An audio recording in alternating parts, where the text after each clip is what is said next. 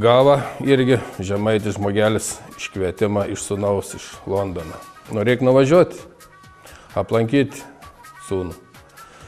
Bet pas kaimyną nuėjęs kažkaip įsikalbėjęs, sako, nu nemoku tos anglų kalbos, ką reikia daryti, sako, kaip ten pas tą sūnų nuvažiuoti iš oro uostą. Nu, tas kaimynas kažkaip girdėjęs, tipo, sako, tu labai lėtai kalbėk žemaitiškai, sako, ir turėtų suprasti, sako, panaši kalba labai. Nu gerai, patikėsiu, tai atskrido į tą jau Londoną, išlipa iš lėktuvo.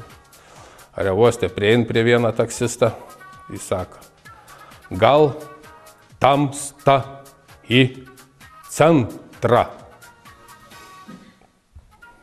Taksistas atsisuko, palenkė galvą. Galvoja, nu gerai, įsidrasina važiuodams jau.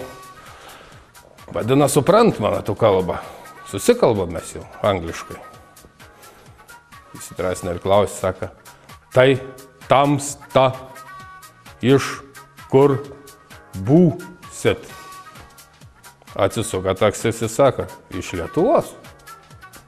Pagalvoja, irgi suprant, bet tai kaip iš dabar lietuviškai atsakė. Ir vėl tas klausė, tai jei tamsta iš Lietuvos ir aš iš Lietuvos, tai kodėl mes angliškai kalbam?